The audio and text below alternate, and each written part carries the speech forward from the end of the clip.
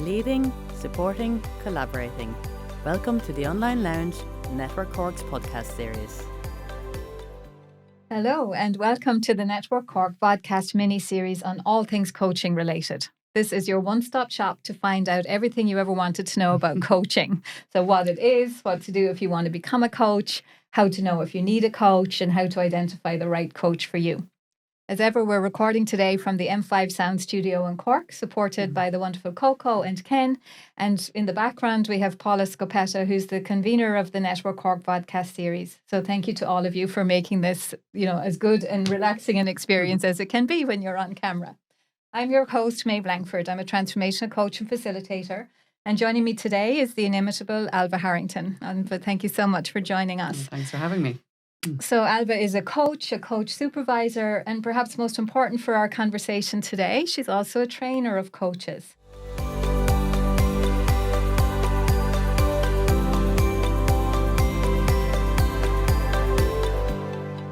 So Ailbhe, you've been working in the world of coaching, I think, for over 22 years, initially as coach, then as coach supervisor and trainer of coaches, like I mentioned. So you really walk your talk. When I was invited to look at, some contributors for this, you were one of the people I really wanted to have involved, specifically on the topic of coach training. But you've been awarded Coach of the Year, Coach Supervisor of the Year, and Coach Trainer of the Year, which is huge. And also the Social Enterprise and President's Award as well. And Yes. that was all from the ICF Ireland chapter. And the ICF is, for our listeners, if they don't so know? the International Coaching Federation. Yeah. Amazing. And the President's Award was an Irish award, wasn't it? Yes. Yeah. And that specifically, again, for people who don't know Alva, she and a colleague, Karen, I think, wasn't Karen it? Hayes, Karen yeah. Hayes. So during the COVID pandemic, they set up an initiative called Connect to Coach, which was an opportunity for frontline workers to get some coaching support during that really traumatic time for the whole country. But I suppose most especially for frontline workers taking. Yeah, absolutely. But it was also providing a strong purpose for coaches as well, who suddenly had no work and everything had stopped. And they felt they had an opportunity to be able to give back and to support in some way when the whole pandemic started. Yeah, amazing. It was really, well, Alva, in many respects, for me, it's like an example of how you are in the world, I think, both as a leader, as a coach, and as somebody who's very socially aware and gives into that space. So I think huge credit that that was recognised in the President's Award as well for you and Karen. Thank you. So full disclosure, you and I know each other a while. We do. Back in the day, before I went out on my own as a coach, we were in UCC together and you came in and developed a leadership program there and coached participants on that. And I've also had some coaching from you and been supervised by you. So you've had the whole run of things. The whole gamut, absolutely, absolutely. So maybe for our listeners today, maybe you could tell us a little bit about what was your own background and what brought you into coaching in the first place? Yeah, I mean, I think unbeknownst to myself, what brought me into coaching was I didn't do very well in school. Okay. When I was about 16, they did some tests. I was told I wouldn't go any further than behind the till in a supermarket. Wow. I repeated my leaving on my own because I hadn't done well in school. A lot of challenges at home. And I fell in love with learning that year. I did it all on my own and I did extremely well. And I suddenly realised that, I had potential. And that was the seed really of the beginning of me thinking, I'd really like, and it began of really wanting to help young people who didn't believe they had any potential. And that began really my journey that eventually brought me to coaching. But I went a varied route to get there. I did a degree in geography and sociology, and then I ended up traveling, ended up in London, but I ended up actually working for, I was a manager of an enterprise centre inside London, helping young unemployed people set up in business. And then I knew I wanted to be a trainer. I wanted to help people to develop and grow. Then came back to Ireland, was working with the Institute of Public Administration, had started training as a therapist in London, an integrative arts therapist. I was just fascinated with the whole area of understanding who we are, what gets in our way, how do we move forward? But I knew I didn't want to be a therapist long term. And then one day somebody mentioned coaching, and I went, "Oh my God, that's the thing I want to do." And that was the beginning of that journey 22 years ago. And I did my first training as a coach, and the journey has continued ever since then. Okay. Yeah. So when we talk about coaching, then there's loads of definitions out there, and I decided not to bore our listeners with rattling them off. But for you, if you could share what coaching means for you, what's it all about?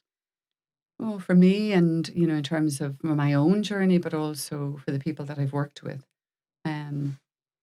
I think it's really, in some ways, if I was to put it in simple terms, it's about coming home to ourselves. Yeah. That's really for me what coaching is. And in our lives, we're running, we're rushing, we're distracted, we're pulled in different ways. We have different parts of ourselves that just don't support or serve us well. And coaching is about being in a space with someone that helps you to hold up the mirror and see things, to really have a conversation almost with the different parts of yourself, and to come into more alignment and understanding of yourself so that you can be the best version of yourself and continue growing and becoming who you're meant to be in this Who you life. really But it are. is about coming home to yourself. Yeah.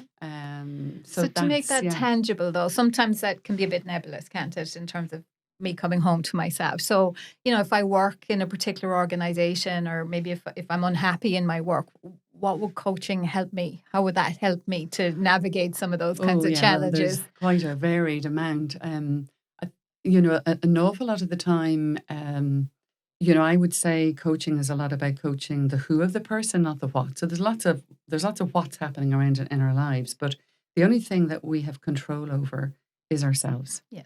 And it's about understanding who we are, what gets in our way, how can we be more effective, whether that's in our personal life, whether that's in our work life.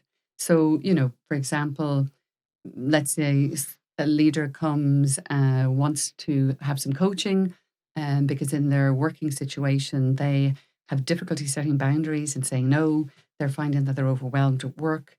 They're working longer and longer hours. They know that they tend to want to please people. They want to be liked. Mm-hmm. It's part of what served them to survive, but it's not serving them now. Yes. And coaching is about helping them to understand what are the patterns and beliefs that are leading to the behavior, and absolutely honouring that served them for a period of time, but actually to move forward, they need to begin to explore and understand more of what that is, so that they can begin to choose very different choices going forward, which then allows them to be more effective as a leader, but also allows them to be happier and more at peace and calm in their own life. Yeah. And to be less overwhelmed. Sure. Yeah.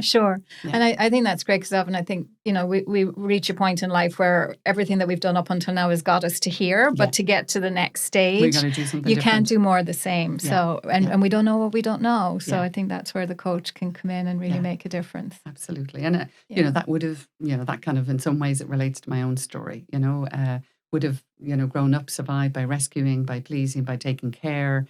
And it served me extremely well to survive. But, the more I went on in my career, it didn't, because I wasn't valuing myself either in that process. So, in that sense, it's about us coming back to, well, really what's true for me, and what really do I believe, because we pick up so many different messages as we go through life. Yes, absolutely.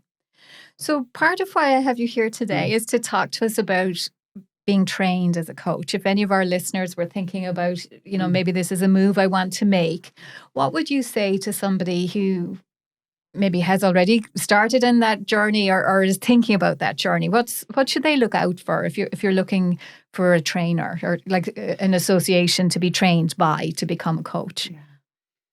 So I think, well, there's two things. There's one, which is some questions for yourself in terms of going the road of training as a coach. And then there is, okay, who do I train with? Yes. So in terms of kind of going that road of training as a coach, it's being really aware that even when you train as a coach, it's a referral business. So it takes time to build. Mm-hmm. I think you've got to think about, well, am I ready to really look at myself? Because if, I say to people who are going to train as coaches, you've got to go the journey yourself first if you're going to authentically sit in front of somebody and ask them to look at themselves. Mm-hmm. So you've got to be willing to go a journey of vulnerability, questioning yourself, of growth. And that sounds simple, but actually there's lots of challenges in that. Sure. So you've got to be willing to do that. It's, I suppose it's an intense journey. There's a lot of commitment in terms of the focus being on you. It's a, even when you finish training, it's a never-ending journey of learning growth, and growth. yes. It doesn't end just because I've just finished now and that's it, Exactly. I've 22 years as a coach and I still haven't stopped learning. So Mm-hmm. it just goes on. The other thing is, it is a referral business. I always kind of explain to people it's like a snowball. It's a slow build and then it rolls of its own accord. But you've got to be prepared that it's going to take time. And the other thing is you do have to think about, well, how much money do I want to earn? That is a factor you have to take into account. And how quickly do you need to earn it? So, I'm really straight with people. Be very clear about the journey it's going to take to build a business. It's a business that you want to go into. Now, that's if you're going out on your own. If you're going to be an internal coach then in an organization, there are other challenges that will come, and we can touch on that later. In terms of who you train with, it's really important that you think about your learning style. Mm-hmm. Now, some people, like a kind of an academic route that sits more comfortably with them. I would say, having trained over 400 people over the years to be coaches, that you need a combination of having some theoretical basis. Yes. But it needs to be experiential, because it's not about learning how about coaching. You want to become a coach. Okay. So it needs to be a combination of where you're getting those inputs, but you're doing triad practice and you're getting feedback from experienced credential coaches on every day of the training, and that you're practicing the whole way along. So that's kind of in terms of the kind of combination. The other is that really be clear about, is the program accredited by one of the global bodies? So either the International Coaching Federation, the European Mentoring Coaching Council, or the Association of Coaching tend to be the three main ones. There are other smaller ones as well, and obviously there are other ones in other countries. But in terms of Ireland, they would tend to be the more known ones. Some will say the program is recognised by them, okay, but not accredited. So just recognised is a different thing than accredited. So, for example, now ICF have brought in new changes this year. So you'll be looking to start with a level 1 program, which takes you all the way through your training and to your first credential, which is Associate Certified Coach Credential. And then you go out and you get some experience as a coach and you build your hours. You come back and you do the next level, which is level 2, which takes you through more training and more coach mentoring and takes you to professional certified coach level. And then eventually, when you get to 2,500 hours, then you can go the road of master certified coach, which, that's what I have. I got that 3 years ago, but I've been coaching for years. So it's like it's an ongoing journey of learning. Yeah. Yes. And EMCC have similar kind of credentials as well along the way. Okay. Yeah. And the way sometimes out in the world now, there are like all sorts of coaches. Like a life coach, an executive coach, a nutrition coach, a productivity coach, well-being coaches. So what would you say to somebody who's thinking about coaching, and how do you niche, or do you try to train in that niche from the outset? What would you recommend? Well, I would recommend to start with that, and most places that you do go on maybe to really focus your niche, you need to do a basic training to start with. So you've got to do, for example, like that, a level 1. You've got to get your core coaching skills in place first.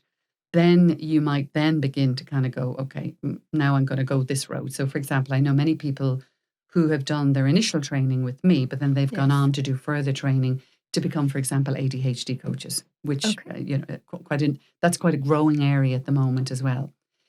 Some people come into their coach training initially being very clear, I want to be this, I want to go this road as a coach. A little bit like I always think, people when I was in school who knew I want to be a doctor or a nurse or a lawyer. Yes. And then there are those of us who are like, well, I don't know what I want to be. So when I started training as a coach, I didn't know what I wanted to be. And it was I would say to people who aren't sure, it's in ways, it's kind of, following what you feel passionate about, that you enjoy, that you're engaged in. For a lot of people, it's a lot to do with experiences they've had in the past or areas they've worked in the past. And they want to be able to bring that into the coaching space, because they have some knowledge or experience of it. So I worked a lot with organizations. So in the end, that was the road I ended up being an executive coach working with kind of middle senior leaders in organizations. Sure. So it's really what you're really interested in as well. But you've got to, when you don't know, you've got to just try different things, and then you get Sure. clearer as you go along. Sure. Yeah. Yeah. Yeah. And I think there's Claire Zammit is a woman in the States, and she talks about, needing to be able to match your skill and what you have to offer with a need. Like Yeah. you said, ADHD is really growing. So, when there's that need there and you can answer it, that's kind of a good marrying of skill and opportunity. Yeah. So, Ailbhe, you have your own coach training program. So maybe an opportunity for you to share with us a little bit about that and what makes it different or unique, or why would anybody want to choose to train with you? Well, I've been training, as I said, coaches for the last, 14 years, which is hard to believe. And I was delivering for a UK business. But as of, just now, this January, launched my own program called Aspirecoachtraining. Yes. And I guess over 14 years of training coaches, a lot of my learning along the way of my own experience as a coach, my experience as a supervisor, my experience of training people, is that I've really brought all of the best of all of that into creating the Aspire Coach Training Program, which is a level 1, at that level 1 of the ICF. It's online, but hugely creative mechanisms of being able to take people through the learning, a lot of online face-to-face learning, and then self-directed learning, and taking people all the way through to their performance evaluation for Associate Certified Coach credential. I've got a co-trainer, amazing guy, Stephen Clements, who's had a podcast called The Curious Coach, somebody who I trained. And I have a very experienced faculty. So I've got a number of people who are online every day to support the group that are training. So masses of support. I think for anybody who is trained with me, I create an incredibly psychologically safe environment for people to grow and learn, but to have a lot of fun along the way as well, and not take themselves too seriously as they're learning. And to, I suppose, one of my strong traits as a trainer is my willingness to be vulnerable and to share a lot of my own story, which I know has given people permission on that journey to be able to start talking about their own. Because as I said at the beginning, unless we go the journey ourselves, it's very hard to support someone. You can't for authentically sure. sit in front of somebody. Yeah. Absolutely. So if somebody wanted to find out more about your program, where would they go for that? Is it on your website? They can go have a look at aspirecoachtraining.com, or they can email me, Ailbhe, AILBHE, at alvaharrington.com. Lovely. Yeah. Okay. So again, I know a lot of our listeners aren't necessarily wanting to become coaches themselves, but if they were thinking about coaching, like, is everybody coachable? Could I just, can anybody just decide I'm going to get a coach to help me with whatever it is I want to change in my life?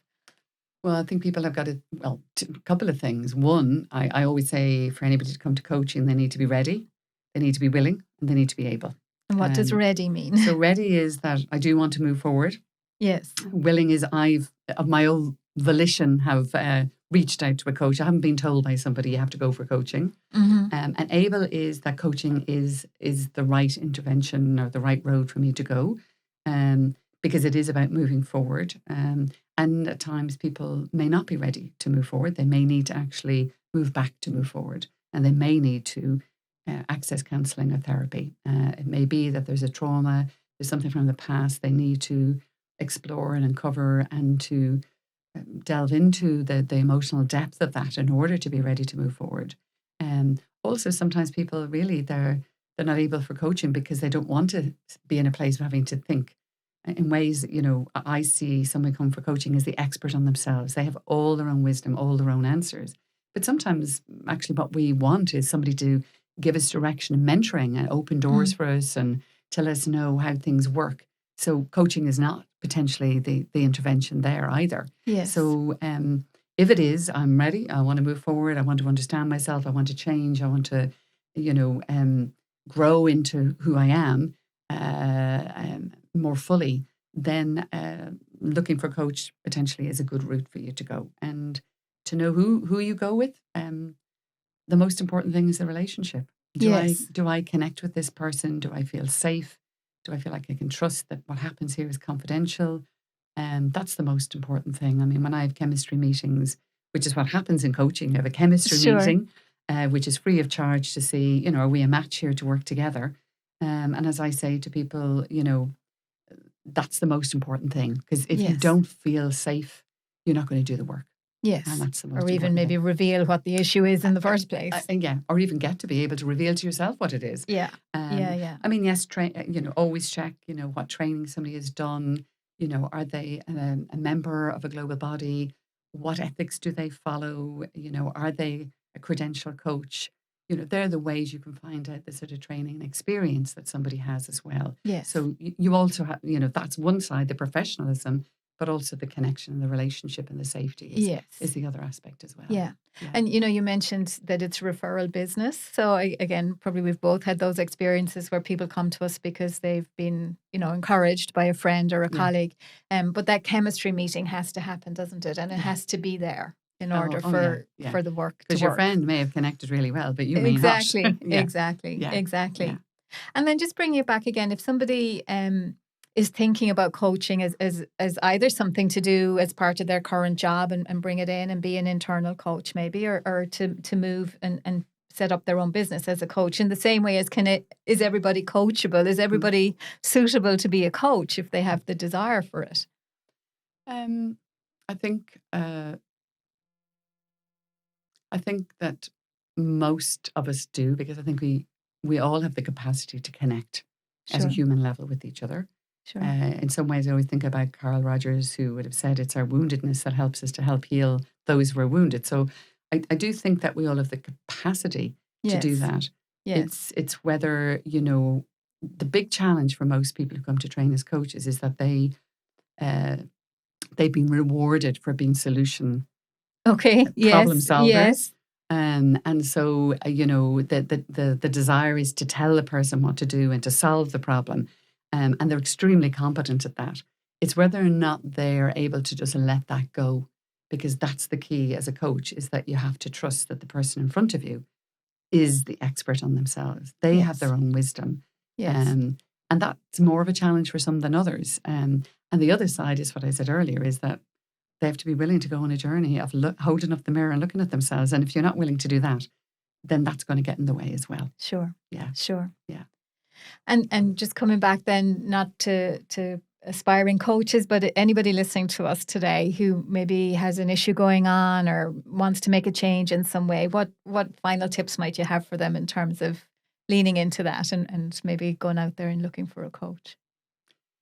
I suppose all I can say is that, the journey that I've gone on in my life has enabled me, because I have reached out, yes, to really get comfortable in my own skin, to value myself, to set boundaries where I need to honor myself, to reach out for the things that I really want to grow into, and to find my way home to myself. So reach out. Nothing ventured, nothing gained.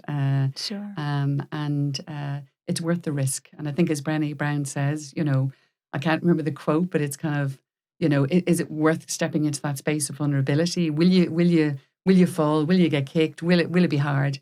Yes, but is it worth it? Absolutely. Totally. Exactly. And I would say the same, because have the chemistry meeting, have the conversation. You don't have to go with the first person you have a conversation with. Try out a couple of people. Exactly. And actually, just for our listeners, you won't be aware of this, Ailbhe, necessarily, but Network Ireland does have a mentoring and coaching initiative. So again, for anybody who's members who are listening, that's a great way to just, have a taste. It's just a 1 hour session with somebody, and you get to see, well, what difference could this make? Yeah. So, and I know that coming up, it's I think it's the week of the 10th of May that the International Coach Federation have a coaching week, and they usually have a number of different initiatives. And I can come back to you that where people can, experience a coaching session for free to see. Wonderful. And potentially, I haven't even got there yet, but potentially Aspirecoachtraining will do something similar in that week. So I'll come back so Network Cork are aware of that. Yeah, that's great. We'll put that with the details on around the time, or we can put where to find the information if this is posted before May, which I think it probably will be. Yeah. Okay, Ailbhe, all I can say is thank you so much for being with us today, for sharing your knowledge and your insight, and You mentioned already where listeners can contact you, but just would you say it again, your contact details? So if anybody's interested in training as a coach, it's Aspirecoachtraining.com, all together, no gaps. And if you want to reach out to me, it's Ailbhe@alvaharrington.com. Thank you so much. No, thank you for having me here. Delighted to be here with you, Maeve. Pleasure. So just a few more thank yous to Network Cork and to the organising committee again this year. The more I'm involved in the network, the more I really realise the Trojan work that our amazing committee does week on week. So thank you, if I can speak for all members, to say a thank you for that. And special thanks to Paula Scopetta and Lorna Horgan. And they're the Network Cork podcast team this year. So they're doing an amazing job with that, and to everybody here at M5 Studio. And finally, again, to you, our listeners, it's all about you. It's all about you. So if you have suggestions or questions that you'd like us to address as part of this series, or even proposed themes for future series, I really invite you to email me at maeve@maevelankford.com. And now, from the very bottom of my heart, just a real thank you for joining us today. And if you're experiencing some stirrings in you, an interest in coaching as a career or as an additional string to your bow, I think both Ailbhe and I, we would just say lean in. Yeah, lean absolutely. In. Thank you for having me. Thank you for listening in.